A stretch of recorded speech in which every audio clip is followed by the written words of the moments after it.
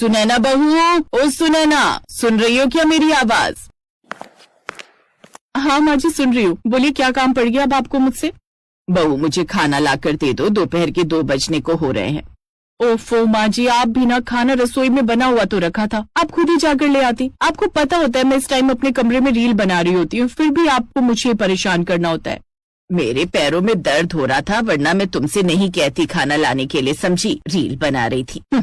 लता नाम की एक बूढ़ी औरत दिल्ली में अपने बहू बेटों के साथ एक MIG फ्लैट में रहती थी। लता के 2 बेटे थे। बड़े वाले बेटे का नाम रवि और उसकी बीवी का नाम सुनैना था। छोटा बेटा नीरज दिल्ली में ही एक कंपनी में अच्छे पद पर काम करता था। ऐसे ही समय बीता। एक दिन लता अपने परिवार के साथ कुछ दिनों के लिए अपने गाँव रहने आती है। फिर उसके गाँव की पड़ोसन कमला उसके घर आती है। लता बहन कैसी हो? मैंने सुना है शहर में बड़े लड़के की शादी कर दी तुमने। हाँ कमला, रवि की खुद की पसंद थी तो बस कर दी। रवि की पसंद होगी फिर बहू अच्छी ही आई होगी तुम्हारी। हमारा रवि भी तो बढ़िया लड़का है। हाँ साथ में आई है हमारे, अभी बुलाती हूँ। लता सुनैना को आवाज लगाकर बुलाती है। जी माँ जी कहिए। देखो कौन आया है तुमसे मिलने, इनके पैर छुओ। क्या कहा माँ जी? मैं इनके पैरों को हाथ लगाऊंगी? छी, देखो तो इनके पैर कितने गंदे हो रखे हैं। और इन गांव के गवारों के आप चाहती हैं कि मैं पैर छू? सॉरी माँ जी, मैं ये नहीं कर सकती। ये क्या तमीज है सुनैना बहू? तुम्हें छोटे बड़े से बात करने तक की तमीज नहीं है। मुझ जैसी पढ़ी लिखी मॉडर्न बहू यहाँ इन गवारों के पैर छूने नहीं आई। ऐसा कहकर सुनैना अंदर चली जाती है और तभी कमला गुस्से से लाल होकर बोलती है, लता ये कैसी बहू लेकर आई है जिसे बात करने तक की तमीज नहीं है? कमला मैं तुमसे अपनी बहू की तरफ से माफी मांगती हूँ। ये शहर की बहू ऐसी ही होती हैं। मैं तो कहती हूँ तुम नीरज की शादी किसी गांव की लड़की से कराना। रवि तो शहर की लड़की से शादी करके फंस गया। थोड़ी देर बाद वो दोनों शाम को बाजार में घूमने जाती हैं और लता घूमते हुए एक अचार के ठेले के पास आती है जहाँ एक लड़की अचार बेच रही होती है। वो उस लड़की से कहती है, बेटी अचार तो दूर से रखा हुआ भी बहुत बढ़िया लग रहा है और इसकी खुशबू भी पूरे बाजार में फैल रही है। ये अचार किसने बनाया है? अचार बेचने वाली लड़की का नाम राधा था और वो धीरे से मुस्कुराकर बोलती है, ये अचार हमारा है आंटी जी, घर से बनाकर लेकर आई हूँ, जो अपनी मम्मी से सीखा है मैंने। मेरी मम्मी लाजवाब अचार बनाती है। लता थोड़ा सा अचार खाकर देखती है, फिर बोलती है, अरे वाह, इतना अच्छा अचार तो मैंने आज तक नहीं खाया है। वैसे नाम क्या है तुम्हारा? मेरा नाम राधा है।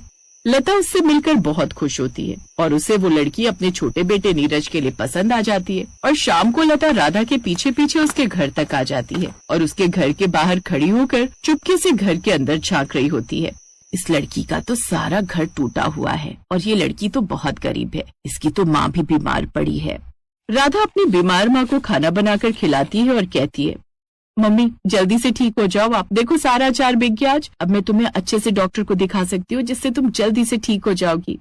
ये सब सुनकर लता की आंखों में आंसू आ जाते हैं और वो उसे अपनी बहू बनाने का फैसला कर लेती है।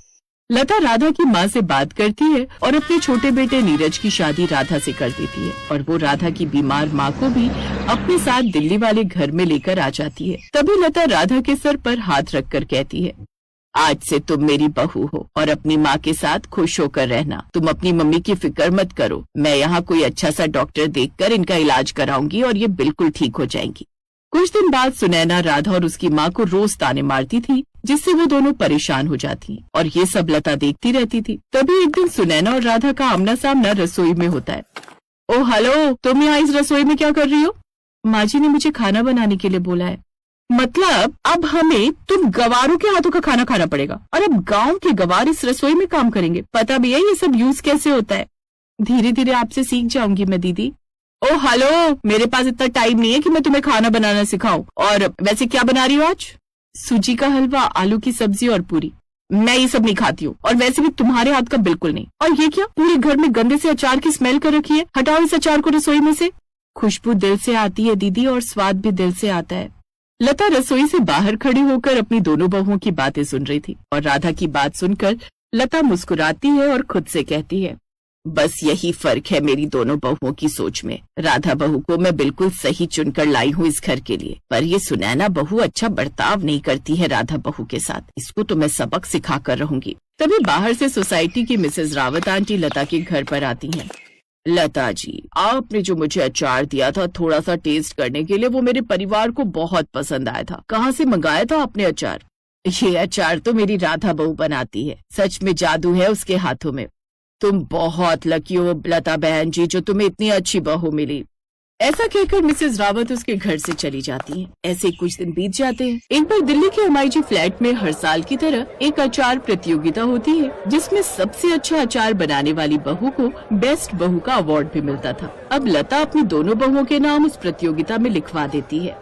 अरे राधा बहू, सुनैना बहू, उस अचार प्रतियोगिता में मैंने तुम दोनों का भी नाम लिखवा दिया है। सोसाइटी की सभी बहुओं ने अपना अपना नाम लिखाया था और उसके पंडाल में सभी की अलग अलग अचार की अपनी स्टॉल होगी। अब दोनों बहुएं अचार बनाने की प्रतियोगिता में लग जाती हैं। अचार बनाने की प्रतियोगिता है, मैं भी ये सीख कर रहूंगी, उस गवार को बिल्कुल नहीं जीतने दूंगी। यही सोचकर वो YouTube पर अचार बनाना सीखती है। साथ ही बाजार से रेडीमेड मसाले भी जाकर ले आती है, जबकि राधा अपने अचार के मसाले के लिए साबुत मसालों को लाकर पीसकर अचार का मसाला तैयार करती है। ऐसे ही प्रतियोगिता का दिन भी आ जाता है और दोनों बहुएं अचार बनाकर तैयार कर लेती हैं। तभी जजेस की टीम सुनैना का अचार खाकर बोलती है, छी छी छी, कितना गंदा अचार बनाया, सारा स्वाद खराब कर दिया ये। इसके बाद जजेस की टीम एक एक करके सबके अचार को टेस्ट चेक करती है और उसके बाद राधा का नंबर आता है। वाह, क्या अचार बनाया है, इनके अचार ने तो पुराने दिन हमें याद दिला दिए। राधा, तुम अपने अंदर का हुनर घर में बंद करके बैठी हो, इसको बाहर निकालो और आगे बढ़ो। इस अचार को अब तुम सोसाइटी तक ही नहीं बनाओगी, बल्कि अब और बड़े पैमाने पर इस अचार को बनाओगी और सब लोग मिलकर तुम्हारी मदद करेंगे और पूरे देश में अचार सप्लाई होगा, जिससे तुम भी अपने दम पर सेल्फ डिपेंडेंट बन जाओगी। और इस तरह राधा को बेस्ट बहू का अवार्ड मिल जाता है। फिर सब लोग घर आते हैं और सुनैना को भी अपनी गलती का एहसास होता है।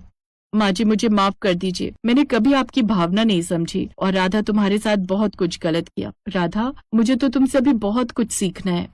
हाँ हाँ दीदी, मैं आपकी मदद जरूर करूंगी। बेटी, बहू वो नहीं जो सोने की चूड़ियां पहनती हो, बहू वो होती है जो दिल से घर को चलाती है। अब दोनों बहुएं खुशी खुशी घर में मिलकर रहने लगती हैं, जिससे सुनैना का घमंड टूट जाता है।